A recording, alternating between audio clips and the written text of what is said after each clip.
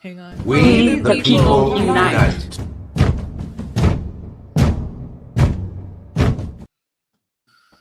I just remembered I forgot to change the intro. Hi, everybody. This is actually Voices from the Edge. Happy Friday. We are having tech issues today, or at least I am. My internet is down. I am using my phone as a hotspot. August is coming to the rescue to run our videos, and so we'll see what happens. How's everybody?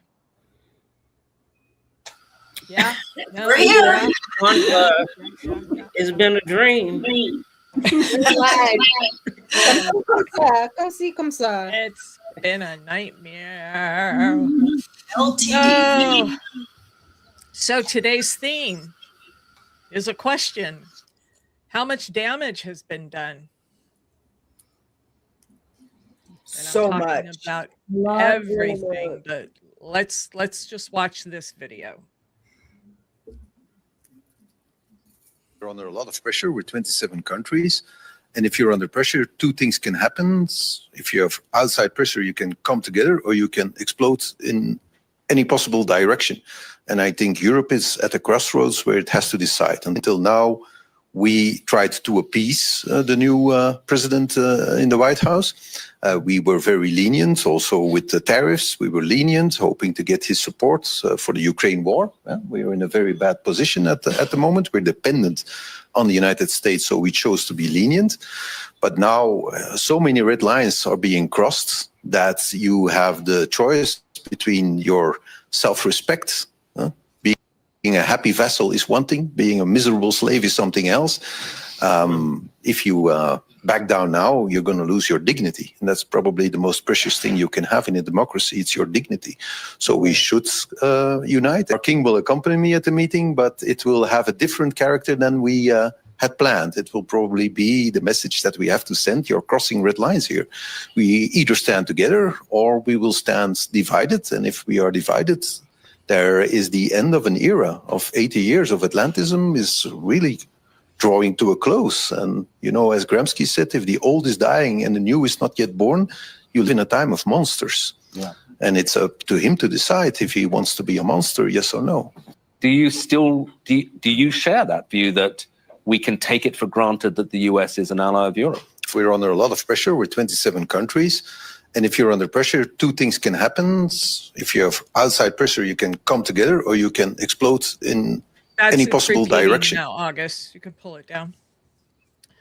So, So we had back to the question. Yeah. Isn't that a profound statement? Yes, Right I was really deep down saying, yay, we have some help. Because this is not the life we want to live either. And hopefully they're getting some of our, footage and seeing that we know we need help. Absolutely. And he says so many lines have been crossed, right? Red lines. Mm-hmm. And he's talking internationally, but holy shit, how many red lines have been crossed in our own country? Well, he needs medical attention. I really believe that because he somebody said, he doesn't know Greenland from Iceland. He starts dancing when he wants to instead of talking about real policy and real changes. We need help right now. You know what though? He's always been like that, even though it's worse now. And I agree. I think he has some illness, but he's treated like this since the beginning of time in his own life. And honestly, guys, he's such a small part of this problem. We're in a police state. We're not a free nation right now. We really aren't. We're not approaching it. We've stepped over into it. We have jumped off the cliff. And he's such a small part of this problem. I feel like it is going to probably take generations before our European allies and other people trust us, because we, the American people, voted this man in twice. It's not a matter of trusting him or not trusting him. even if we vote in someone completely reasonable in 2028, if we still have free elections, they cannot trust the American populace not to inflict this kind of thing on the world again. So you think they have PTSD, post-traumatic stress, like we have? It's more about like, if we have to change our system so that we don't allow this to happen again, because otherwise every 4 years they don't know who the hell we're going to vote in, because we have a bunch of fucking idiots who have the right to vote. Yes. Well, I Yes. believe the election was stolen, though. I don't really believe that. Either way, And that's what I feel is they can Yeah. corrupt the system, and that's what needs to be fixed. Yeah, It and either was- way, yeah, go ahead, Roseanne. It was stolen. He has admitted that Mm-hmm. in not so many words, but he has admitted it. Him and Elon That Musk that both it admitted was rigged. Yeah. Yeah. And until, we have a lot of the billionaires supporting him, until that stops, it won't change, because they'll support someone else just as bad, potentially. Yeah. But and I've been reading responses from people online. We left, evidently he pulled us out of the World Health Organization, and some people are still cheering him on, saying, okay, great, now we need to leave the UN completely. And I'm responding, I'm like, what are you talking about? We are not safe isolated. Why do people not understand that base foundational premise of how this world works right now? Yeah. We all rely on each other. Well, I think he's trying to hand us over to Russia, and he doesn't expect for us to live alone. I think he wants us to partner with Russia, China, North Korea, and Orban, who taught him all of this. They want to have only about 8 leaders to run the whole world. Well, And Trump knows he has nothing to lose, because he has 34 felonies, and he knows once he's out of office that he has to go to prison if he's still living. He in a prison anyway in his mind. His mind is a prison. Good point. well, and on this topic, so this is what we're hearing from our allies, the leaders. We heard from Carney. I'm not going to play the clip, but we talked about his speech and where they stand in Canada, and the fact that Trump posted that, horrific, whatever it is you call it over at Truth, post that, well, we're, pulling your invitation to this peace board, which we all know that's bullshit. So it's another money grift of some sort. I can't type. So how much from a world perspective, I mean, the man's done a lot of damage. A lot of damage. And you're right, I don't know if we'll be able to recover from this. Well, they're showing us with all the violence that they can create or do, or, killing people and not be held accountable. I just think we're going to have to overtake all of them. I mean, it's more of us than it is of them. I still feel the same way about that. We can't just sit back and take it. Well, the good news is Europe didn't, right? So some people are saying, oh, so his MAGA supporters, I hear this too. Oh, Trump played them like a fiddle. Trump went in there and did this and that, and he got exactly what he wanted. I beg to differ on that. I think Europe stood up to him and said, no, not on our watch. That is what they And said. so he had to back off the whole Greenland thing. That's my take. What do you guys think? Well, before we go into it, let's just ask everyone to like and subscribe. And also, we want to welcome our roving reporter, Jazzy, and also our angry Army vet, D. Thanks, ladies, for joining. Absolutely. We love you. Yep. To the previous point about it taking a long time or whether or not they'll ever be able to trust us, we do have at least one example with Germany. And after Oh yeah. it wasn't overnight that they were able to rebound their reputation. But Mhm. look at the 1940s and you look at today, and I think we have a lot of faith in Germany to do the right thing. Like they have done the things that they need to do to show that they are trying to prevent another incident like that. They they banned the Nazi flag. You can't fly the Nazi flag in Germany, unlike the United States, where you can fly the Confederate flag all you want to, and the Nazi flag. So if we can show, like, again, if we change our system, if we show that we are actually doing things to prevent this from happening again, then yes, over several generations, we can regain that trust and we can rebound, but it is going to take a long time and a lot of changed behavior.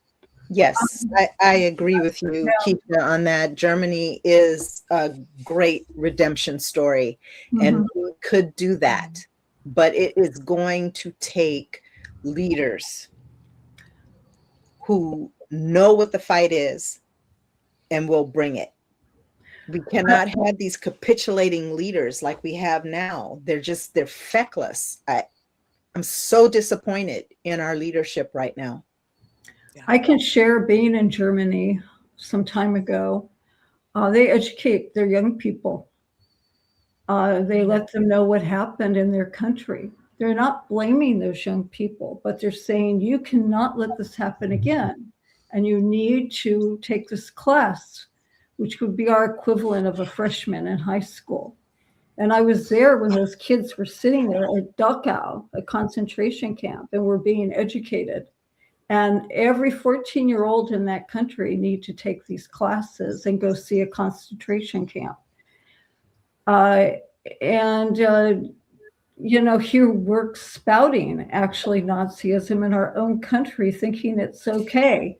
Excuse me, go to Dachau, go to any place, any concentration camp in Europe.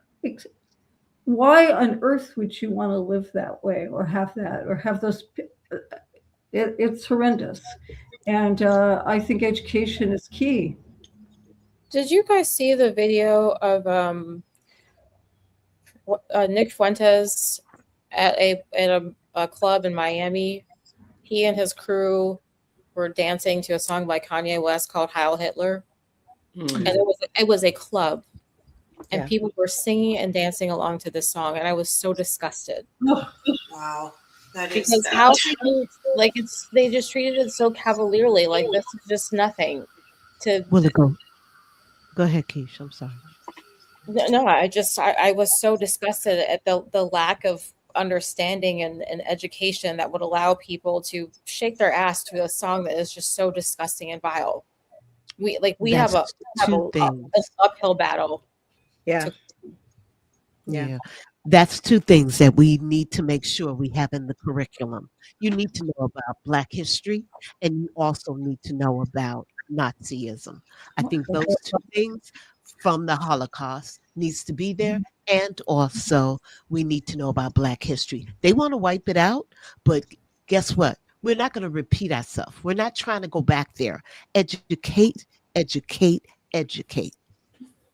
Well, and so not only Black history, white history. They don't want them to know, excuse me, they don't even want them to know that they were responsible for slavery. They don't want that information out, and they don't want brown and Black people in any high position or anything. So until they can come to terms with we are created equal. We're all created equal. Don't matter who we are, we're equal, I think all of us has had enough of his story. It's time to tell our story. So I agree. That's where I'm just standing right now. The Nick Fuentes thing, makes me wonder, and it's scary either side. Is it ignorance on their part, their lack of knowing, or is it their lack of caring? That's the scary part. Yeah. It's lack of caring because they know exactly what they're doing. And here's the thing, like Keisha said, we need to overhaul our entire system. And Maureen said, education is the key, and accountability. No more monuments to traitors. The Confederates were traitors to this nation. They killed American soldiers, and we allowed them to erect monuments to themselves and to whitewash history. There needs to be accountability in the United States before we move on. Oh, When you can come from South Africa and get all of the American contracts instead of giving them to different Americans, and then become the wealthiest man in the world, and then he turned against us, even though he got all his money from us. And that's what need to be fixed too. Well, the last two comments, let's go back to the last two comments, because I think they were, it was Jazzy and Democracy. It's not they don't get it. They don't want to get it. That's right. They won't get it. They won't get it because I get what you're going there. What was the next one from Jazzy? It's not ignorance. They do it on purpose because it is the money. That's right. Everything that we talk about with the lies, we soften it by saying disinformation, but it's outright blatant lies. And if people didn't make much freaking money off of it, we wouldn't have this issue. Wouldn't be as big as it is. Again, you come with an immigrant comes over to this country and he talks about immigrants and becomes the wealthiest man in the world. I'm sorry, Maureen. Yeah. No, don't apologize. I was just did you guys hear about Maryland, Baltimore? They took down all the memories of the slavery. Yeah. All the plaques. All gone. Yeah, that's why I said they don't want them to know about. They owe us reparations until they pay us our reparations that we're owed. They took all of our money, and that's why we're in the state we're in today. And he wants to keep us that way.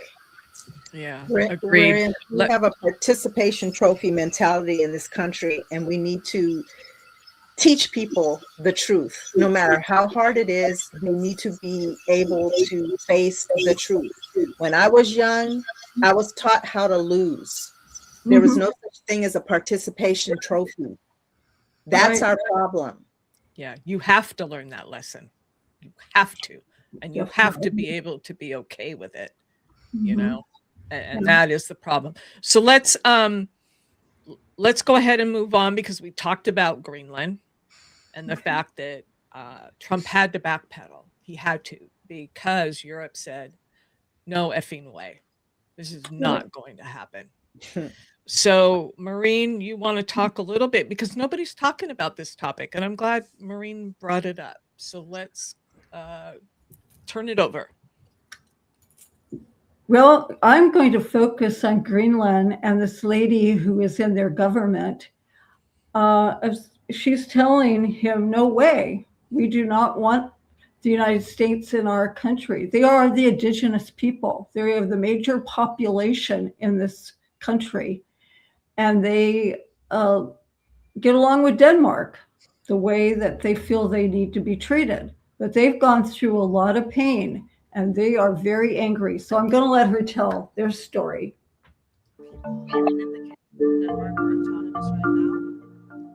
We do not want to be rich like the Americans are. See how greedy they are. They're even trying to shoot their friends or invade their friends just for greed. And we know that there's minerals and oils possibly in our underground, and that's worth so much more even than that. Everyone here knows about the Inuit in Alaska and all of the native tribes, Indians, American Indians who are there. Their land was taken from them, and they haven't been treated that well in America.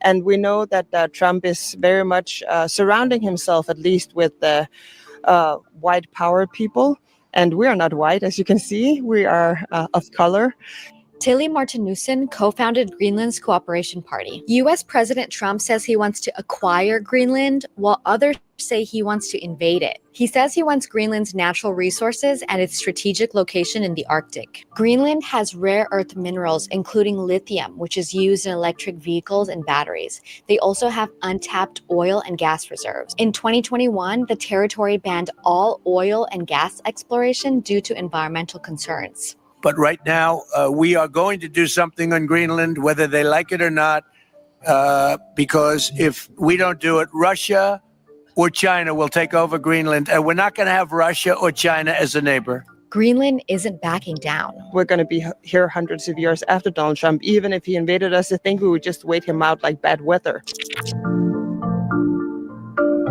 I love it. Like bad weather. Bad weather. Wasn't that lady great? Yeah. I guess they do have an interesting history. They've been there forever, and they're like our Native Americans, and they are feeling that that's how they can be harmed. That Trump will find a way for them to disappear, and they have this beautiful history, and that's their country. And the next video that we'll show will give you an idea of that history and what they're all about, the Indigenous people, the Inuits in Greenland.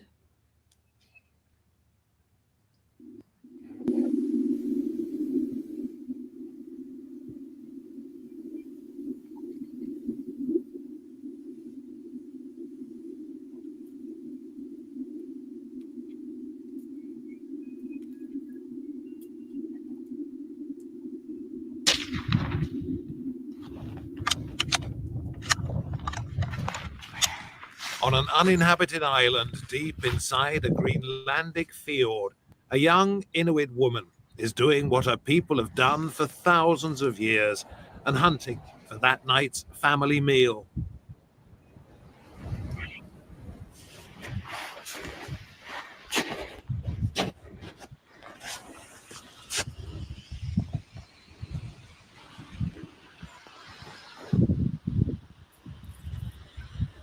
For generation after generation, little changed. Then, with growing modernization, Greenland's former colonial power, Denmark, tried to stop the Inuit from having families. It's been called genocide. I think that's what it aims at. Children were given contraceptives without being told what was happening to them. The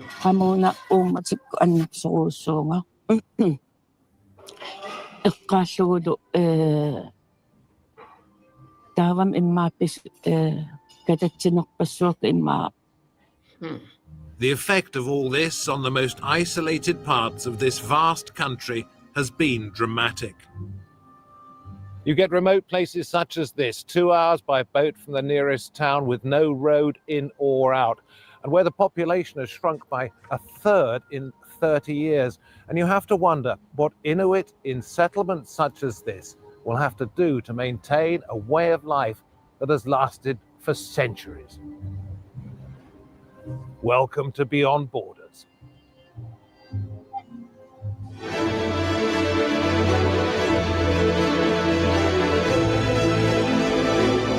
We could probably skip past that. Yeah, this is a long video. We're just going to play a little. Yeah. Okay. The point I'm making here, and which you have all seen with this, is this is their country, the Inuits. Let's stop this. Let's stop going into countries and destroying their heritage. We've done that so much in our own country, and other countries have also. But what Trump is doing, it makes no sense. Makes no sense whatsoever. Leave these people alone. We don't need. I agree. Something stood out when Trump said that. We are going to force ourselves on them, is basically what he said. And this is what Trump does. He forces himself on people, on women. So this is exactly what this man does. This is narcissistic. actions. So I'm sorry, Maureen. I just wanted to point that out because it's disgusting. This is open discussion here. And he forces himself on children too. Thank you. Well, yeah. Yeah. Well, he forced himself on Venezuela, and if you think you can do that, then someone can come to America and get your dumb ass. Which we wish for. We are clamoring for that. Please. Yes. Come get Bring him. it. Bring it on. Yeah, I Yep. want to hurry Bring up. it on. You can come get them. Yep. What I wanted to say is watching that Inuit woman talk about her miscarriages is heartbreaking. And it's not the first, like Marley said, that colonizers always use the same playbook, because this was done in Canada to the Indigenous people there. This was done here to the Indigenous people. It was done to enslaved people and Black Americans. And I'm sure it's been done in other places around the world where people have tried to subjugate people they thought were beneath them. Yes. And we are, this is 2026. We should not be trying to take other people's land. Like, what the fuck? I know. What is happening? Yeah. Take care of your own land, right? And your own people. It's these old 70-something men who live in this alternate universe. Putin, right? He's one of those men who's like, well, I'm going to go in and take Ukraine back because, you know, it's part of the USSR. And I don't know. It's like these old men are clinging to whatever relevance they think they need to have in their lives, is that emptiness that they have. But it's Netanyahu is another one. Oh Orban is another one. Mm-hmm. I mean, there's some parallels here. Hey, this is our peace committee. Don't talk about them that way. Yeah, the new axis of evil is what it is. And unfortunately, we seem to be the head of the snake at this point. Who would have ever? No, they can't get enough. Well, what's so funny is they don't want to go to college and educate themselves, but they want to say the black, and I hate when he says the blacks, or he calls the Mexicans. I'm like, man, somebody need to hit you in the head. They go to college, they educate themselves. I mean, I've seen Hispanic Americans and all the nationalities, even we work so hard to get where we are. And then for you to just talk down to us like we're nobody.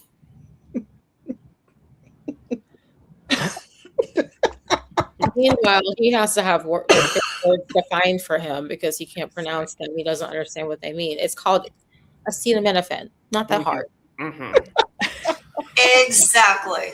Because I thought the older white men would die off, and I said, and maybe some of this racism would leave the country, but they taught it to their children. Yeah, it's generational. They teach it.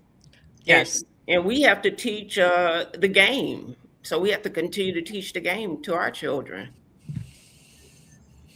Absolutely. So, Maureen, anything else on that? No, I think I think that said it all of what's happening to poor Greenland. Yeah. I want to read more about their history. It's very interesting. Can I just add one more thing? There was a social media trend last week where people from Greenland were Indigenous people from Greenland were sharing they were dressed in their regalia. Mm-hmm. And it's really beautiful. So I recommend looking it up and just seeing all of it's beautiful. Yeah. It's a beautiful culture, and I've enjoyed learning about them. But thank you, Maureen, for bringing that up because we had not talked about this at all. It's nowhere in the media. If I may share, I've gone to Maui many times. It's like the Polynesian people. I respect them so much, but they've been hurt so much by Christianity. And we could learn a lot from all those people. There's something real in their hearts. And they wonder why people stop going to church. Because what they preach is, they don't even believe it. It's just how to get money. I know how you can make some money. You can go to church and do 6-7 offerings. Yeah. Not Yeah, 6 that's all. Marines. That's a whole nother topic. That's a lot. A whole Yeah, nother- that's a whole show. That's a whole show. Yeah. That would actually be a good show. It Yeah. would. That would be a good show. So thank you, Maureen. That Yeah. yeah, we need to continue that. So let's move on to Keisha. Yes, so I wanted to talk about ICE because Why not? It's there. Okay. So we're gonna play a couple clips from the Joy Reid show. The Democrats are being advised of a certain strategy towards ICE, so she's gonna explain what that is. You should also be following, and that's not good, right? So we're seeing the same kind of tactics used in Israel against Palestinians in the occupied West Bank and Gaza, then being repatriated here. Note that many U.S. I nearly collapsed from a mold exposure incident in my own basement. My medical grade HEPA purifier was police departments train with the IDF and get training. So we're having a cross-pollination both of training and of tactics. So not good, right? And yet, the Democrats in Washington are being advised by those smart people to not call for the abolition of this agency, ICE, which has only existed since after the 9/11 attacks. So it's only existed since 2001. It's not in the Constitution. I'm holding here. Let me actually read you this reporting from the Bulwark. Democrats risk falling into a trap of Donald Trump's making if they revive calls for the abolition of ICE, warns an upstart Democratic think tank in a new memo that reads in part as an emotional plea to others in the party. And this is the Bulwark's reporting. The memo put together by Searchlight Institute and released on Wednesday draws a direct comparison between the anger felt by voters following last week's shooting of Renee Nicole Good by an ICE agent in Minneapolis and the killing of George Floyd by police officer Derek Chauvin in the same city in 2020. The calls to defund the police in the wake of that tragedy, the group writes, may have felt righteous in the moment, but if it constituted bad policy when adopted literally and handed a massive cudgel to Republicans electorally. The same, writes Blas Nunez Nito, a senior policy fellow at Searchlight, is true of Abolish ICE Now. Abolish ICE is not some proxy for more humane immigration enforcement or to change ICE's culture to adhere to due process or to impose accountability on rogue officers. It's advocating for an extreme, the memo reads, unless you truly believe that the United States should not have an agency that enforces immigration and customs laws within our borders, and you want to increase illegal immigration, you should not say you want to abolish ICE. Instead, the memo encourages Democrats to adopt an alternative approach toward ICE, one it calls reform and retrain. The Searchlight memo is the latest in a growing and increasingly frenzied effort by Democratic allied groups to shape the party's response to Good's shooting. It comes as the party's base has grown more outraged over ICE's brutal tactics and as lawmakers on Capitol Hill have hotly debated how best to rein in ICE. So far, the approach from the party has been uneven. Some progressive Democrats have called for the impeachment of Homeland Security Secretary Kristi Noem. Others have attempted to revive the Abolish ICE movement, arguing that the agency has become so lawless and rogue that the only reasonable option is to disband it once back in power. They and like-minded operatives have been buoyed by recent polling data showing support for ICE plummeting, including a YouGov flash poll showing net positive support for abolishing the agency. So that is where Democrats stand in this moment. Joining me now is Congresswoman Pramila Jayapal, who has represented Washington's. So I wanted to get everyone's thoughts on that. The Democrats are being advised strategically to avoid calling for the abolition of ICE. I have one. Go ahead. No, go ahead. I have a comment. I have a comment. So this is where the Democrats get into trouble when it comes to messaging. It was never about defunding the police. It was about demilitarizing the police. And that is the same thing applies here. It's about demilitarizing the ICE. And, you know, we may have to abolish it to start over again, right? But I think that's where these sound bites get picked up. Oh, Democrats want to defund the police. Nobody said that. Nobody said that Democrats wanted to defund the police. they were talking about the They militarization won't be able to say that. They're of the going to say police. reform. Yeah. So messaging is going to be critical here. I do agree with that. But at this point, you know, we had how many Democrats that voted to continue to fund what this ICE Seven. now is Seven. doing? Seven. That's a problem. And Without this reform. Yeah. This is again where education comes into play, because we had the INS. We had a government agency I was just that thinking was that. efficient in dealing with immigration. Mhm. So as far as I'm concerned, yes, we don't need ICE. It's unnecessary. We had an agency that dealt with our immigration policies. So what And happened they to were, them? they were more of a service to the immigrant. You know, they helped them on the pathway to citizenship. ICE is more, it's like a regulatory agency. It's not trying to help anyone. We don't need it. So again, what happened to Immigration and Naturalization Services? What It happened to got them? sucked into DHS and ICE. Right. That's Right. And interesting. I used to talk to INS all the time because I help nonprofits for good reasons, right? To help their immigrants that were working for them.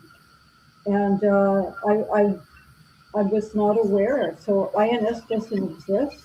Yeah, I used to work for them, and I didn't know they no longer exist. But it was a long time ago. About the other issue with ICE is people don't realize either that coming over the border is not a criminal offense; it's a civil offense. Yeah, it's not a felony. It's should be completely out of any kind of criminal. You know what they're claiming is criminal. That they're all criminals because they're coming over. It's not. It's not a criminal offense. It's a civil offense. And what, like they said, I listened to something today, and I know, you know, I don't mean to repeat myself, but they say, you know, white men have killed more people than anybody, and is responsible for a lot of different bad situations. So I don't understand why they keep trying to put it off that it's somebody else doing the killing, and it's not them themselves trying to keep America white, trying to keep the money. Again, this country didn't belong to them anyway. They came over here and stole it to begin with, and they trying to use the same ways to take it again, to take it hostage. We you know, I would say, let's say, go back to Immigration Naturalization Service, and not necessarily say get rid of ICE, but what happened to Immigration Naturalization? And you weren't hearing all these terrible stories. Correct. But we didn't have cell phones then either. So, well, the thing is like the Department of Homeland Security was created after 9/11, and there was a campaign. That's correct. I agree. To scare us and have us be fearful of people who were Muslim and from the Arab world. And out of that grew ICE and Customs and Border Patrol. And it's just become this militaristic, evil organization that just terrorizes people. Like terror bred terror. And the thing about it, you see these big bellies on these white men too, that they drinking Canadian beer, they drinking Mexican rum and tequila, and they go on to these restaurants, and then, okay, we want to deport all of them. No, you don't. No, you don't. In the past couple of years, I've seen some of the fattest men in my life. I said, oh my goodness. Oh, Andrea, you're awesome. I can't. You haven't seen them. See, I travel a lot. I'm at the airport, and the ones that act the most racist look like they 12 months pregnant. I'm sorry. I would just had to get that out, I guess. I know. We had this conversation before. It's like Andrea is observing them in their habitat. Yeah, I'm like, yes, she is. Yeah, they want the Mexican beans and rice. They love carne asada. They love carne asada.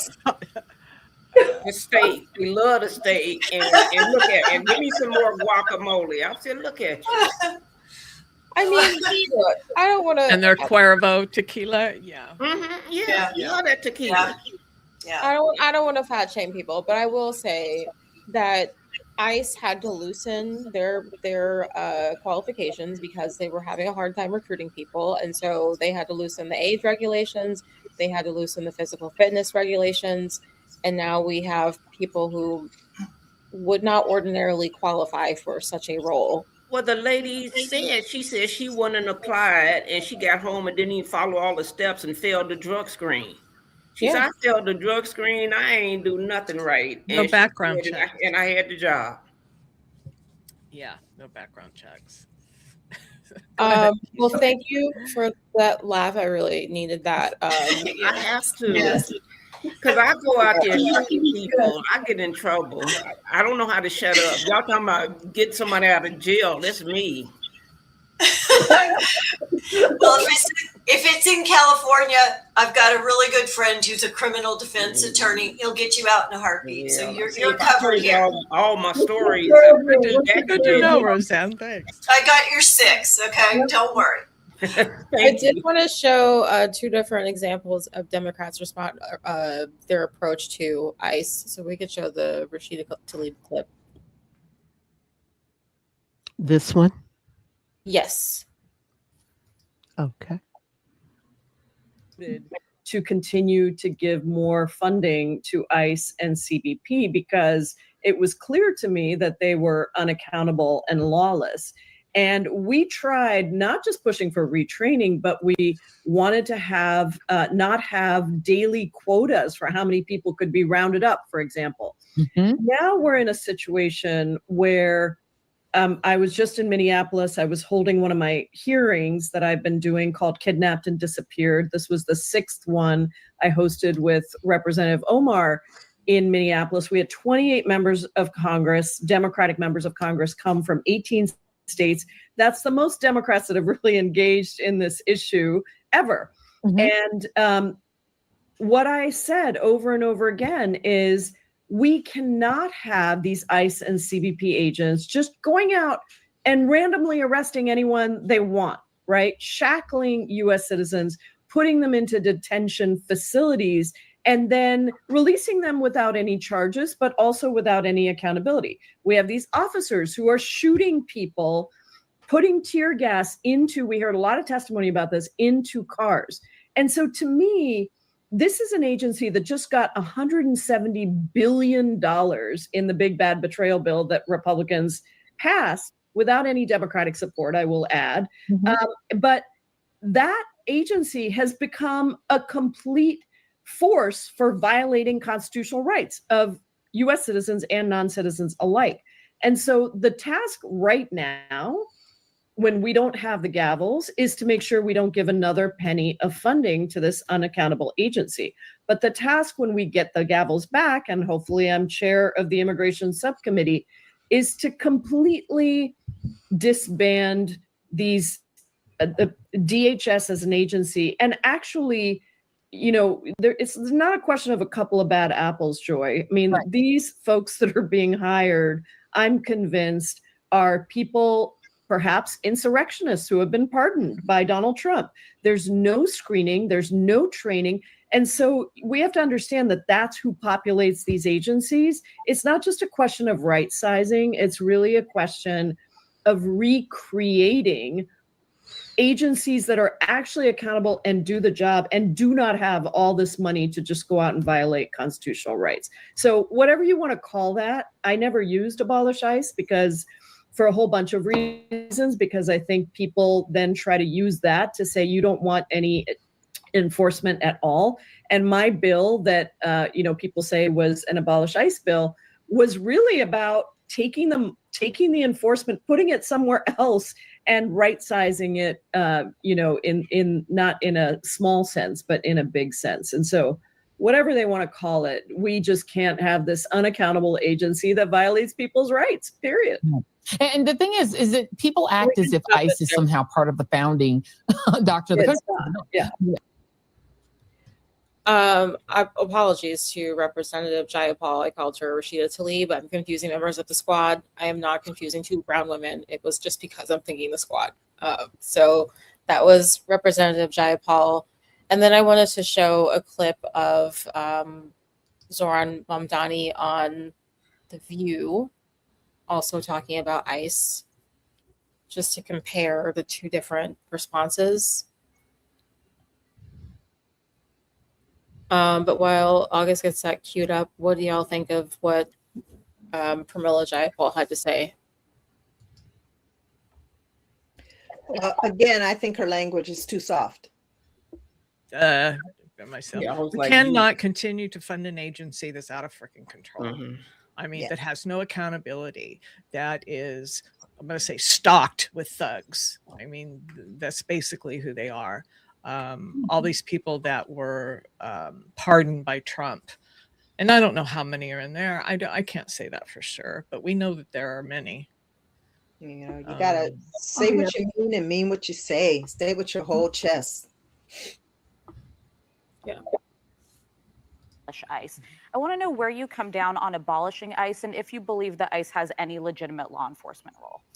You know, I am in support of abolishing ICE, and I'll tell you why. Because what we see is an entity that has no interest in fulfilling its stated reason to exist. We're seeing a government agency that is supposed to be enforcing some kind of immigration law, but instead what it's doing is terrorizing people, no matter their immigration status, no matter the facts of the law, no matter the facts of the case. And I'm tired of waking up every day and seeing a new image of someone being dragged out of a car, dragged out of their home, dragged out of their life. What we need to see is humanity. And there is a way to care about immigration in this city and in this country with a sense of humanity. What we're seeing from ICE is not it, and we have not seen that from them in a long, long time. Mr. Mayor, in light of recent events, there have been renewed calls from prominent Democrats to abolish ICE. Thank you. So now that's what I'm talking about. Yeah. What I didn't like is when I saw that lady saying she was going to the doctor. She said, "I got a doctor appointment," and they dragged her out the car, and then they cut her seatbelt. I'm like, but who gonna fix that? They not gonna pay to fix her seatbelt, and I don't know if she ever made it to the doctor. I mean, and then they just left her. He just drove her car off somewhere. I said, now how's she gonna know where her car is? Yeah, and they're taking cell phones now too. I've been along with everything else. Well, and the federal government has given them authority to enter homes without a warrant. They're giving them full, So completely violating our rights. And on Don's show, he showed where if you take a picture of ICE, they can put you on the list as a terrorist. But you take a picture of me, but I can't take a picture of you.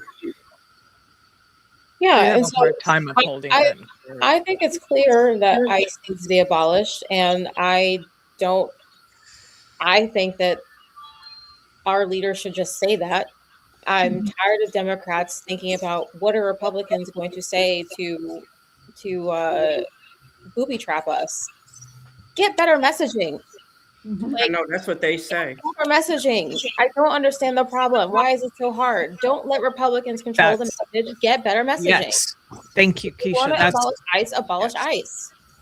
We need term limits on the have open Supreme borders Court. and a free flood of people coming in the country. Well, they need to continue the conversation. We need to abolish ICE, but we need to go back to an immigration and naturalization service that we once had. That is, humanitarian run. That is not run by a bunch of rogue operators. I believe we need to get rid of the Supreme Court, all of them. Yeah. All of them. That's another show too. Okay. Shut up, Andrea. That's another show too. Sorry, Keisha, go ahead. No, and your point is exactly where I'm going with this. We have two different, like why do I keep calling her Rashida Tlaib? Pramila Jayapal is part of the squad, and they're supposed to be the more progressive members of the Democratic Party in Congress. But even just comparing how she is couching it to how Zoran Mamdani is couching it, I'm more of the Zoran Mamdani camp. Just say it plain, say it like it is. Like, talk to us like real people. We know what the deal is. Stop acting like politicians. Stop listening to these strategists who are just they're helping lose. So I would like to see, and maybe the Zoran Mamdani approach does not work in every city in the country. Maybe we have to craft a different approach for different constituencies. But I would just like to see more human talk for people who are running for office, from people who are in office, and stop kowtowing to what the Republicans might say in response and what the strategists are telling us, because they're helping us lose. Yeah, and why do Seven decide it's okay to still fund? I don't get that at all. I really don't get that. Thank you, everyone, for joining. We just want to ask you to like and subscribe. Thank you out there. I just want to bring to it that what Jazzy just mentioned, IDK, I don't know. So I hear you, Jazzy. I hear you. I just wanted to bring that up. Why Dems always act nervous to say what is actually on their mind. We are way past being cordial. Because of what Keisha said about the strategists, they're listening to the wrong people. I agree. We're past the point of politics at this point. We're in a dogfight for our democracy. So this is not business as usual. No. And that's the difference. So when is the military going to split and start standing up for all of us regular people and what is happening and what they are doing to us, to everybody now, children, 5-year-olds, black, brown, everybody, throwing out military grade, it's a long name, tear gas stuff that turns green, that was banned by the military because it is so highly carcinogenic. When are we going to get help to go start standing up to these people? Minnesota today went on a general strike. Did you see how many businesses were closed? Fabulous. We should be doing that all across the country. Nationwide. Nationwide, not just one state or city. Everybody should. But we need help right now because we cannot do this on our own. And I'm tired of seeing this every single day, how they are just taking advantage of us and calling us domestic terrorists. I'm not a domestic terrorist. I love my country. I want to stay, but we need help. And who's going to come and help us? It's enough of us to help us. So We the people. if we gotta do it, we gotta do it.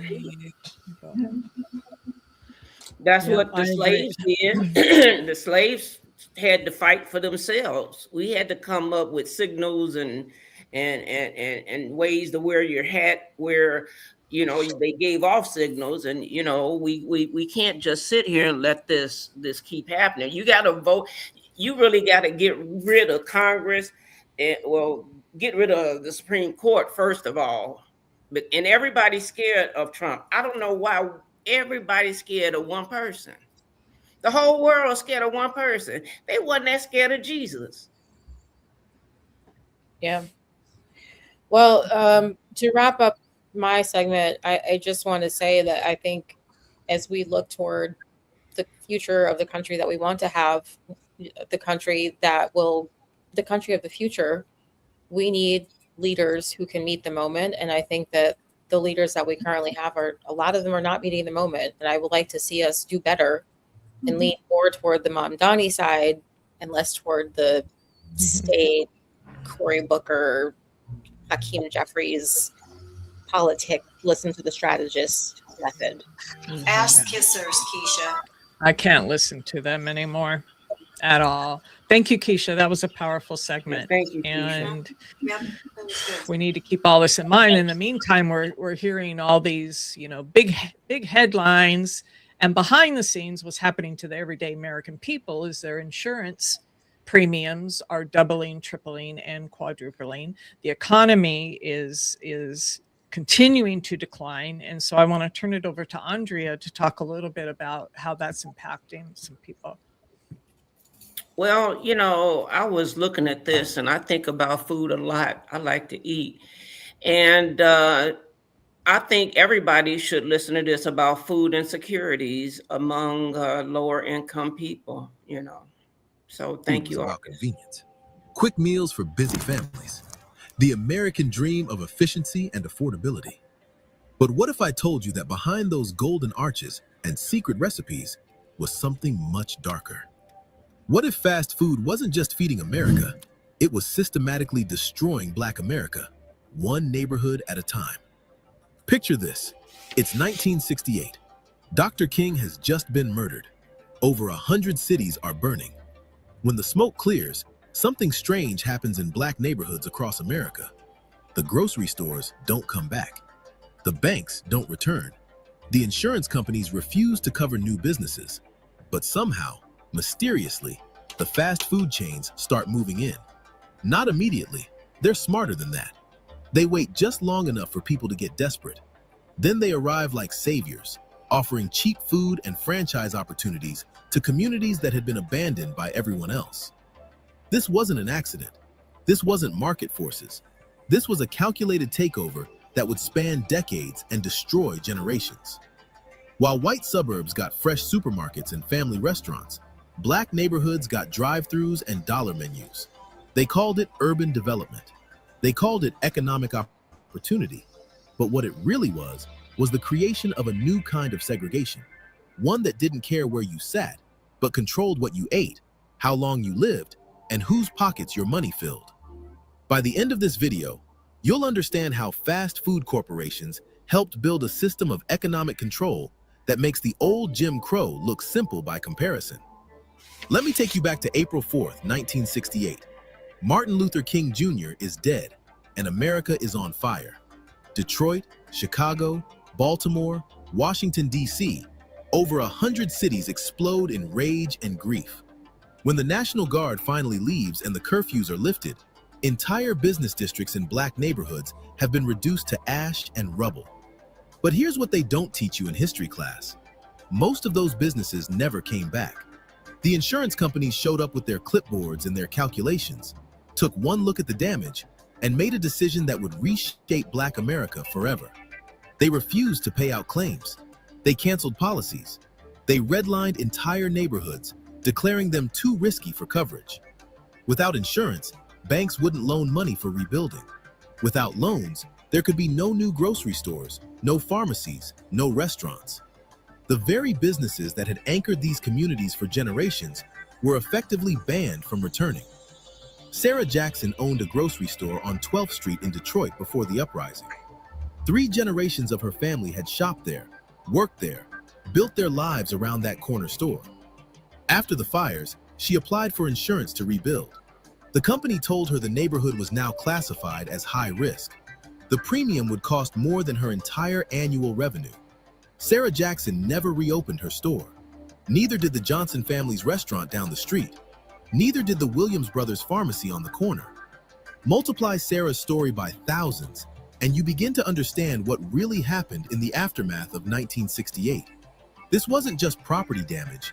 This was economic amputation. Entire food systems that had sustained Black communities were surgically removed, leaving behind empty lots and hungry people. And into this manufactured void, the fast food chains began to circle like vultures. But that's just the beginning of how they weaponized Black hunger for profit. If you want more hidden stories like this, Subscribe to Black Stories Untold. Now, back to how... You want to continue? You do want to continue, but I corporate know America we have turned time tragedy into restraints. opportunity. Yeah, not for first the whole McDonald's in a thing. black neighborhood wasn't built in 1968. That would have So been if too you wanna obvious, watch part too two cruel even for Wednesday. them. No, they waited. They studied. They let the desperation marinate for a few years, while white families fled to the suburbs, taking their grocery stores and sit-down restaurants with them. By 1972, when the first golden arches went up in devastated Detroit, it looked like salvation. Herman Petty was one of the first black McDonald's franchise owners in the country. In 1972, McDonald's corporate approached him with what seemed like the opportunity of a lifetime. They would help him open a restaurant in his own community. They would provide training, marketing support, and the backing of America's fastest growing restaurant chain. What they didn't tell Herman was that he was part of an experiment, a test to see if black franchise owners could be used to extract wealth from black communities more efficiently than white owners ever could. The numbers tell the story. Herman's McDonald's in Detroit generated over $2 million in revenue in its first 5 years. Sounds impressive, right? Here's what's not impressive. Herman's take-home profit averaged about $40,000 a year. Meanwhile, McDonald's corporate collected franchise fees, rent on the property they owned, forced purchases of equipment and supplies, and advertising fees. For every dollar that walked through Herman's door, about 85 cents walked right back out to corporate headquarters in white suburban Chicago. But even that wasn't the most insidious part. See, McDonald's had done their homework. They knew that black communities had higher rates of diabetes and heart disease even before fast food arrived. They knew that poverty meant people were looking for cheap calories, not healthy options. They knew that in neighborhoods without full-service grocery stores, fast food would become not just convenient, but necessary. They weren't just opening restaurants, they were creating dependency. The marketing strategy was surgical in its precision. McDonald's began pouring advertising dollars into black radio stations, black magazines, and black community events. They sponsored basketball tournaments in neighborhoods that had no grocery stores, but 3 fast food restaurants within a 2-block radius. They hired black advertising executives who understood exactly how to make processed food feel like community, how to make corporate profits feel like black pride. By 1980, something unprecedented was happening in urban America.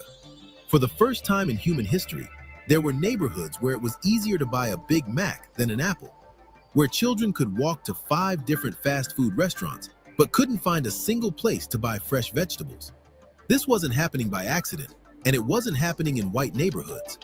But what they did next would make this look like child's play. The 1980s was when fast food corporations stopped pretending they cared about nutrition and went full predator. They had spent a decade testing their strategies, and now they knew exactly what worked. The crack epidemic was devastating black communities, unemployment was skyrocketing, and Reagan was cutting food assistance programs. Families that were already struggling now faced even deeper poverty, and the fast food industry saw opportunity. KFC launched a marketing campaign specifically targeting what they called urban consumers. Internal documents from the era, obtained through later lawsuits, show they studied shopping patterns, family structures, and even welfare payment schedules to maximize their marketing impact. They learned that many families received government assistance on the 1st and 15th of each month, so they timed their promotions accordingly. They weren't just selling food, they were designing a system to capture as much government assistance money as possible. Burger King took a different approach. They focused on children. Their marketing research showed that brand loyalty formed as early as age 3, and that children in single-parent households had more influence over family food decisions. So they flooded black neighborhoods with playgrounds, birthday party packages, and toys designed to create emotional connections between toddlers and burgers. They were literally programming the next generation to crave processed food. But McDonald's was the most ruthless of all. They pioneered what marketing experts now call cultural embedding. They didn't just advertise to black communities, they made themselves seem essential to black culture. They sponsored church events, community festivals, and school fundraisers. They hired black celebrities not just for commercials, but to become public advocates for the brand. When a McDonald's opened in your neighborhood, they made it feel like a black business, even though every important decision was made by white executives in suburban boardrooms. The results were exactly what they had planned. By 1990, the average black family was spending nearly twice as much of their food budget on fast food as white families. Children in black neighborhoods consumed fast food an average of 3 times per week, compared to once per week for white children. And the health consequences were starting to show. Obesity rates in black communities began climbing faster than anywhere else in America. Type 2 diabetes, once rare in children, started appearing in black kids as young as 10 years old. Keep watching, because what comes next will blow your mind. With that said, we will come back on Wednesday at 7:30 Eastern Standard Time to find out what really is in the food. Thank you all. I love it. It's a cliffhanger. Yeah, I love that. Yay. When I saw it, I was like, oh, it was already predestined, another way to get us. And so many of us have died from all of those diseases. But that's why Project 2025 targets healthcare, because sick people have less power to fight back. Mm-hmm. Yeah. Knew a lot about the redlining and everything. Didn't think about the McDonald's and the fast food aspect of that. And it was a little disheartening that there's no grocery. Where I grew up, I went back to visit and took my children. There are no grocery stores. Or you have to travel far to get. You have to travel far. Right. You have to go at least 25 to 50 miles for a grocery store. Yeah. It just highlights how much the system is rigged in many aspects. So yeah, let's come back to that on Wednesday. That's powerful. We'll have to mark that. And we'll put the link in the description as well. Any comments on that? Well, I'm angry because it's just disgusting. As Marley mentioned, or I think it was Marley who said, or it was Alexis who said, the effort they put in to target us. Like people were paid. That was their job, to figure out how to get Black people to eat more food that was bad for them. And the thing, management thought they had enough money to live on. And it's one of those things where, like, you know, you have those uncles who will be like, they flood our neighborhoods with McDonald's so that we'd be unhealthy and not do well. And you think, what the fuck are you talking about? Like, you're just, you're insane. But it's like, no, your crazy uncle is actually right. He's not paranoid. He's actually right. But it all boils down to one of the ills of our country, which is capitalism. It all comes back to capitalism, that evil capitalism. Sorry, Jackie just laid an egg. I am so sorry. She did? Yay! She's right on time. The eagle. She is right on time, Kim, because it was a year ago yesterday that she laid her first one. Oh my God, that's awesome. I'm so sorry. Okay, I'm glad that it was something good and not something bad, because I was scared.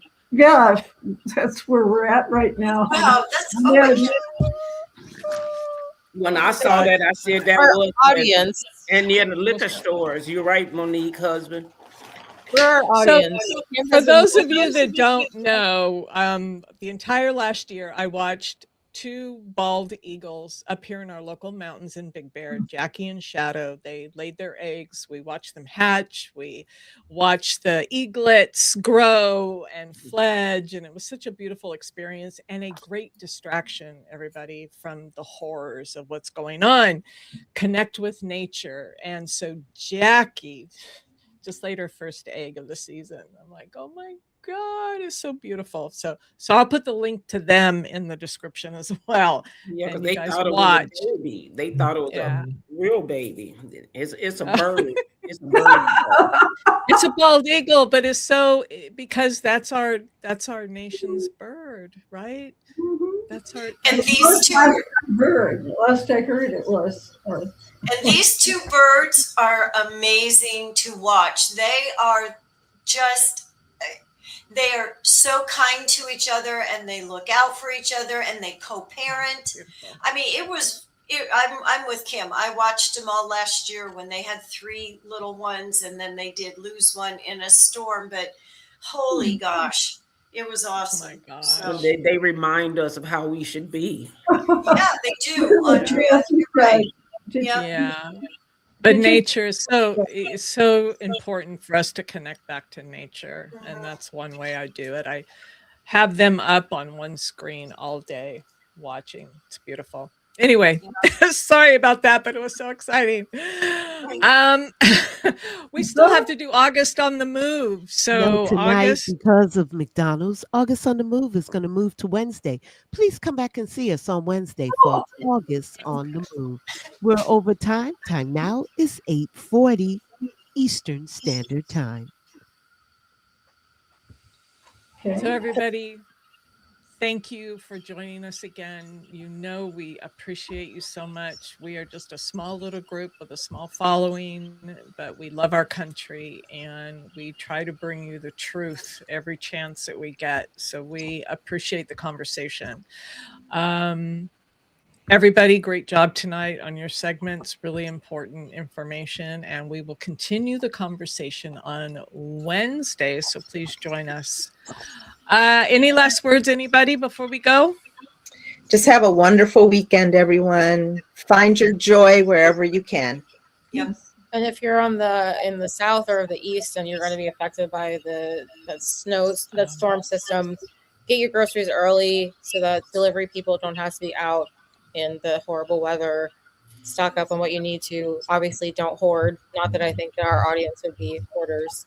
And stay safe and warm. Yes, stay safe, warm, you guys. Yeah. One We just want to person give can a make shout a out. difference. We just want to give a shout out to Anitra. She's out there.